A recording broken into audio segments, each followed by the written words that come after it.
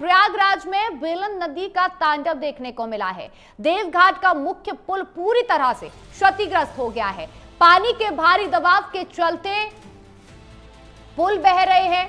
40 से 50 गांव का संपर्क टूट चुका है। उत्तर प्रदेश से मध्य प्रदेश का रास्ता ठप हो चुका है और 32 साल बाद बेलन नदी में ऐसी बाढ़ आई है।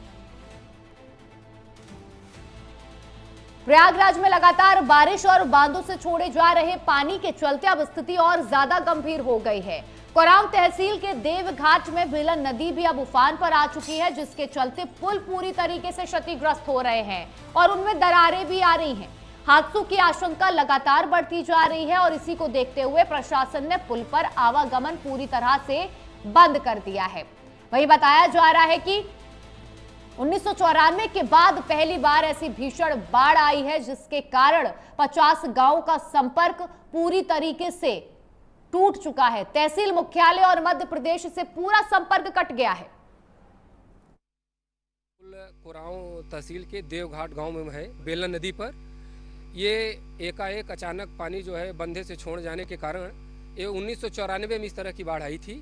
उसके बाद परसों के रात में एकाएक पानी बढ़ जाने के कारण पुल पर पानी चलने लगा, जिससे यातायात बाधित हो गया और पुल के उस पार में लगभग 30 से 40 गांव ऐसे हैं जिनका रास्ता यही बंद, एक ही मार्ग है, वो पूरी तरह बंद है।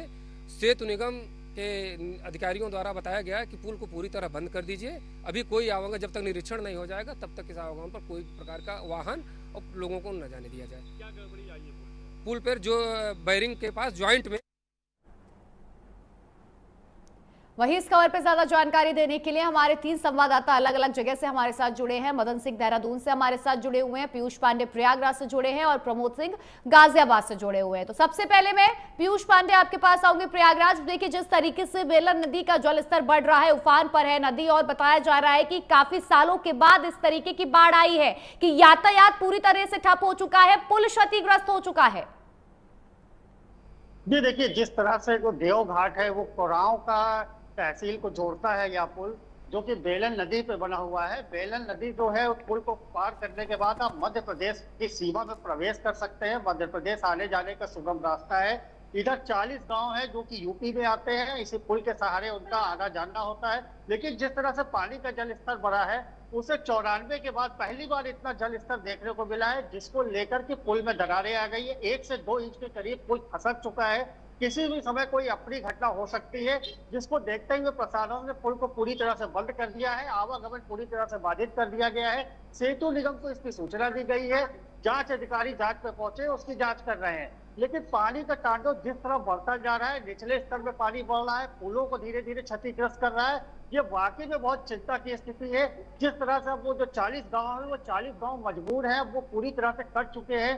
कहीं भी आना जाना हो, शहर आना हो किसी जरूरत वस्तु के लिए, या फिर मान लिया चिकित्सा सुविधा के लिए बड़े अस्पताल आना, वो नहीं आ सकते हैं। तो एक तरह से ये बहुत बड़ा जल भराव जो हो रहा है, जो स्थिति उत्पन्न हुई है। पीयूष, क्या प्रशासन ने पहले तैयारियां नहीं की थी? क्या उनको कोई अंदाजा नहीं था जब भारी बारिश होगी, जब डैम से पानी छोड़े जाएंगे तो जल स्तर बढ़ सकता है, तो उसको लेकर पुल को और अच्छे से सटीक बनाया जाए, उसकी मरम्मत करवाई जाए ताकि आने वाले समय में यातायात प्रभावित ना हो? क्या प्रशासन की तरफ से कोई भी पहल नहीं देखी गई थी उस समय? जी देखिए, इसमें जो रूटीन मेंटेनेंस होता है, रूटीन मेंटेनेंस हर बार एक बार बारिश के पहले कराया जाता है। उस रूटीन मेंटेनेंस का काम यहाँ पर किया गया था। हालांकि जो मेजर वर्क होना चाहिए था, वो मेजर जो है एक तरह से इंस्पेक्शन नहीं किया गया था पुल का, जिसके चलते कि जो कुछ ट्रसेस और जो वहां पे उसके जो जड़ थे, उन जड़ों के पास से पानी जब गुजरा है तो वाकई में दोनों पुल की जो बीच में जोड़ होता है, उस जोड़ को 1 से 2 इंच का बीच में गैप आ गया है। अब ये देखने वाली बात होगी, आने वाले समय में अगर पानी और बढ़ता है तो हो सकता है कि ये पुल पूरी तरह से क्षतिग्रस्त हो जाए। तो ऐसे में प्रशासन ने माना है कि वाकई में निरीक्षण तो किया गया था, लेकिन कहीं ना कहीं कुछ ना कुछ कमी रह गई थी, जिसकी वजह से इस तरह की बात हुई है। लेकिन उन्होंने कहा है कोई हादसा नहीं हुआ है, हम इसको जल्द ही मरम्मत कर लेंगे। 4 से 5 दिन के लिए अभी हम पुल को बंद रखेंगे, उसका इंस्पेक्शन करेंगे। प्रशासन ने तो माना है कि कहीं ना कहीं कोई खामी रह गई है, लेकिन अब जो यातायात प्रभावित हुआ है, जो आम जनता परेशान हो रही है, मुख्य मार्ग से उनका जो रास्ता है वो कट गया है, वहां उनको कितनी दिक्कतों का सामना करना पड़ रहा है, ये प्रशासन क्यों नहीं देखता, ये बड़ा सवाल खड़ा होता है। मदन, मैं आपके पास आऊंगी। देखिए, देहरादून और उत्तराखंड के लिए भी अब IMD का अलर्ट लगातार जारी हो चुका है। नदियां उफान पर आ चुकी है, निचले इलाकों में भी जल स्तर लगातार बढ़ता जा रहा है नदियों का। क्या कुछ तस्वीरें इस समय देखने को मिल रही है, क्योंकि लैंडस्लाइड की भी घटनाएं लगातार बढ़ती जा रही हैं उत्तराखंड में इस समय? हाँ ट्विंकल, देखिए निश्चित तौर पर जिस तरीके की परिस्थितियां बनी हुई है और निरंतर बरसात हो रही है और आज भी जो है देहरादून के लिए हाई अलर्ट जारी किया गया है, तो निश्चित तौर पर कुदरती कहर तो देखने को यहाँ पर मिल ही रहा है। और जिस तरीके से तमाम जगह लैंडस्लाइड हो रहे हैं, अभी चाहे केदारनाथ की बात करें, केदारनाथ यात्रा के दौरान जो है कल वहाँ पर लैंडस्लाइड हुआ, एक व्यक्ति की मौत भी हो गई। उसके साथ ही अगर चाइना बॉर्डर की और पिथौरागढ़ चाइना बॉर्डर की बात करें, वहाँ पर जो है एक पूरा पुल बह गया है, वो भी स्थिति वहाँ पर भयानक बनी हुई है। तो जगह जगह जो है लैंडस्लाइड हो रहे हैं, सड़कें धंस रही है और सड़कों की स्थिति कहीं ना कहीं बहुत ही दयनीय यहाँ पर दिखाई दे रही है। आज की अगर बात करें तो तकरीबन 120 से ऊपर सड़कें बंद हो चुकी है, कई गाँवों से संपर्क कट चुके हैं। और जिस तरीके से अभी और अलर्ट जारी किया गया है, 22 तारीख तक जो है निरंतर इसी तरीके से बरसात होती रहेगी, तो निश्चित तौर पर आगे परिस्थितियां और भी विकट बन सकती है। वहीं अगर बात करें नदियों की, तो नदियों के जलस्तर अभी पूरी पराकाष्ठा पर देखने को मिल रहे हैं। और सबसे बड़ी चिंता का विषय बना हुआ है टेहरी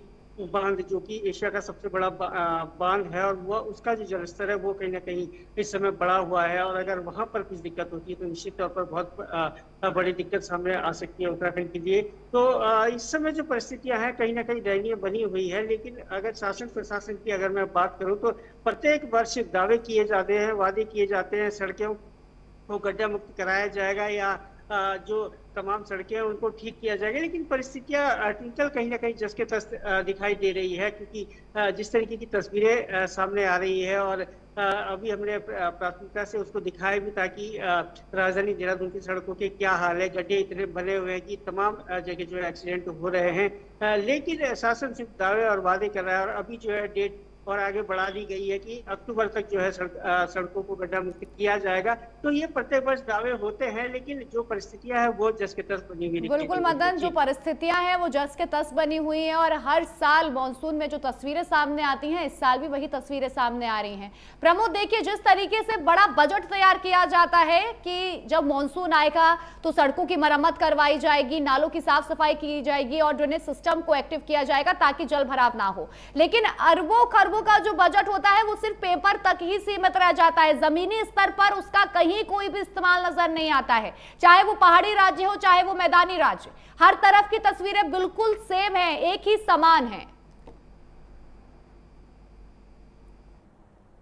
एनसीआर की बात करते हैं, बड़े बड़े दावे जरूर किए जाते हैं, लेकिन वो दावे सिर्फ कागजों तक ही सीमित है। क्योंकि जब बारिश आती है तो भारी बारिश तो सड़कें जलमग्न हो जाती है, पूरे अंडरपास जो है वो पूरी तरह से स्विमिंग पूल में तब्दील हो जाते हैं। तो ऐसे में तो नगर निगम के दावे, प्रशासन के दावे वो यहाँ पर खोखले नजर आते हैं। लेकिन अभी हाल की बात करें तो फिलहाल जो दिल्ली एनसीआर से गाजियाबाद में दूसरी गर्मी है, उमस भरी गर्मी से लोग परेशान है और ऐसे में बारिश का लोग इंतजार कर रहे हैं। हालांकि बारिश आती है लेकिन वो लोगों के लिए आफत लेके आती है, क्योंकि जिस तरह से बारिश होती है उसके बाद में जल भराव की स्थिति पैदा होती है। उसके बाद में बाइक सवार है, तमाम स्कूल जाने वाले बच्चे हैं, तमाम जो लोग हैं ड्यूटी से जाने वाले लोग हैं, उनको भारी परेशानी का सामना करना पड़ता है। पिछले दिनों की बात करें तो गाजियाबाद में कई जगह ऐसी थी जहां पर जो स्विमिंग पूल के तौर पर जो सड़कें थी वो तैयार हुई थी और यहाँ पर लगातार जो बच्चे थे वो उनमें तैरते हुए नजर आ रहे थे। तो ऐसे में प्रशासन के दावे और नगर निगम के दावे यहाँ पर पूरी तरह खोखले नजर आ रहे हैं। हालांकि अब बारिश होने वाली है, क्योंकि आज की बात करें तो अभी भी मौसम है जो बादल छाए हुए हैं, तो ऐसे में कभी भी बारिश हो सकती है। तो आने वाले दिनों में देखने वाली बात होगी प्रशासन द्वारा किस तरह की यहाँ पर तैयारी की हुई, क्योंकि अभी तक जिस तरह जब भी बारिश हुई है तो जल भराव की स्थिति देखने को मिली और लगातार लोगों को यहाँ पर भारी परेशानी का सामना करना पड़ा है। बिल्कुल पीयूष, क्या अभी तक प्रशासन की तरफ से कोई अधिकारी वहां पहुंचा है? बेलन नदी के पास जो पुल बना है जिसकी बात की जा रही है, जो क्षतिग्रस्त हो रहा है, क्या किसी ने अब वहां पहुंचकर निरीक्षण किया है, स्थिति का जायजा लिया है, लोगों से बातचीत की है? देखिए, प्रशासन वहां पे मुस्तैद है, पुलिस पूरी तरह से मुस्तैद कर दी गई है। कोई भी आवागमन इस पुल से ना हो जिससे कोई दुर्घटना ना हो। साथ ही साथ पीडब्ल्यूडी के अधिकारी वहां पर पहुंचे हैं, वो निरीक्षण कर रहे हैं। इसके बाद सेतु निगम जो कि ब्रिज इंडिया लिमिटेड है, जो कंपनियां हैं जो ब्रिज का निर्माण देखती हैं, वो वहां पर पहुंचेंगी। वो पहुंचकर वो टेक्निकल स्पेसिफिकेशन जो चाहिए होगा, वो क्यों ऐसा हुआ, क्यों दरार पड़ी और क्या वाकई में कितनी क्षति हो चुकी है इस पुल को, वो इसका मुआयना करेंगे। वो अभी थोड़ी देर में यहाँ पर आएंगी, आने के बाद इस पुल का मुआयना करेंगी।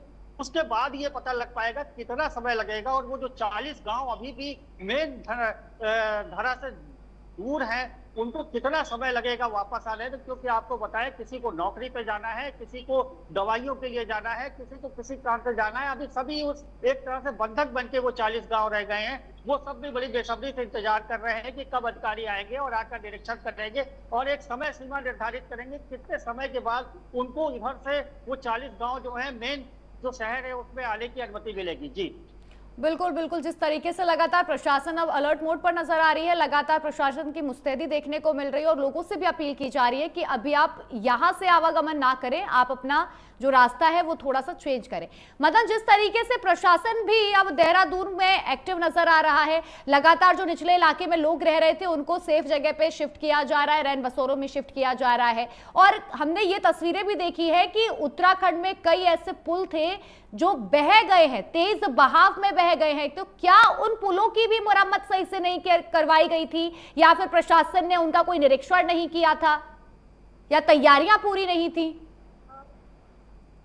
ट्विंकल, देखिए, प्रत्येक वर्ष दावे और वादे किए जाते हैं, लेकिन जो जमीनी हकीकत है वो हम लोगों के सामने निकल करके आई है। चाहे वो देहरादून का अभी प्रेमनगर का जो पुल है, जहाँ पर पूरी तरीके से कम से कम 8-9 दिन के लिए पूरा बंद करना पड़ा, वहाँ पर अभी पुल तैयार किया गया था। विगत वर्ष जो है क्षतिग्रस्त हुआ था, इस बार उसको पूरी तरीके से तैयार किया गया करोड़ों रुपए की लागत से, लेकिन वो एक वर्ष भी नहीं टिक पाया और वहाँ पर जो है दिक्कतें देखने को मिली, जिसके चलते तमाम बातें भी सामने निकल करके आई। वहीं पीपल कोटी में जो है पूरा पुल बह गया है। तो तमाम ऐसी घटनाएं हो रही है जो कि एक परेशानी का सबब आम जनता के लिए भी, और निश्चित तौर पर कहीं ना कहीं सवालिया निशान खड़े होते हैं शासन प्रशासन पर भी कि आखिर किस तरीके से ये कार्य होते हैं। उनकी गुणवत्ता को लेकर भी सवाल खड़े किए जा रहे हैं, क्योंकि प्रत्येक वर्ष दावे किए जाते हैं, प्रत्येक वर्ष जो है करोड़ों रुपए का बजट आता है, आखिर कहाँ वो बजट जाता है। और लेकिन अगर गुणवत्ता की बात करते हैं, कार्य की गुणवत्ता की बात करते हैं, तो कहीं ना कहीं जो है परिस्थितियां विकट दिखाई देती है। तो निश्चित तौर पर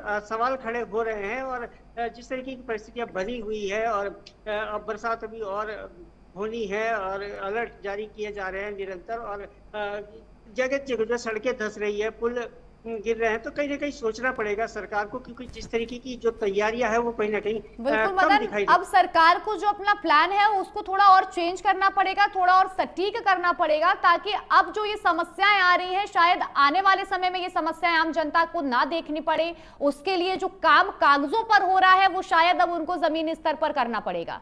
प्रमोद, मैं आपके पास आऊंगी। देखिए, अभी तो इतनी बारिश नहीं हो रही है, जब पहले समय होता था तब 2-3 दिन तक बारिश लगातार होती थी, लेकिन अभी बारिश का जो सिलसिला है वो एक दिन होती है बस, या कुछ घंटे होती है और उसमें ही जल भराव हो जाता है। अभी मॉनसून थोड़ा सा हल्का यहाँ नजर आ रहा है, तो अभी प्रशासन की तरफ से क्या नालों की सफाई लगातार की जा रही है? क्या ड्रेनेज सिस्टम को एक्टिव किया गया है गाजियाबाद में और दिल्ली एनसीआर में? बिल्कुल, देखिए, गाजियाबाद की बात करें तो लगातार जिस तरह से बारिश होती है उसके बाद में जल भराव की स्थिति देखने को मिलती है। हालांकि पिछले दिनों की बात करें तो पिछले दिनों जब हुई थी तो मानसून आया था, जिसके बाद में सड़कें पूरी तरह से जलमग्न हो गई थी। अभी हम जीटी रोड पर खड़े हैं, यही 3 से 4 फुट जो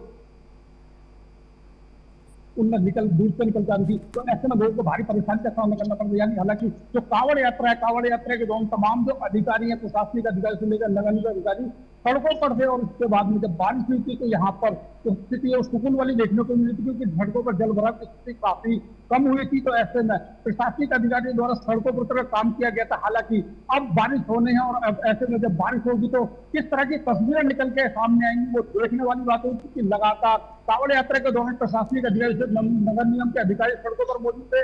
हालांकि अब बात करें तो अब बारिश होनी है, तो ऐसे में अब देखा जाएगा कि किस तरह से जो प्रशासन है और जो नगर निगम है वो यहाँ पर काम करता है, क्योंकि जिस तरह से बारिश से लोगों को परेशानी होती है वो कहीं ना कहीं जो लोग भारी परेशानी का यहाँ पर सामना भी करते हैं। तो ऐसे में प्रशासन और नगर निगम हालांकि काम कर रहा है और ऐसे में अब देखने वाली बात होगी कि वो किस तरह से तो लोगों को सुविधा देता है, सहूलियत देता है, ताकि लोगों को परेशानी ना हो।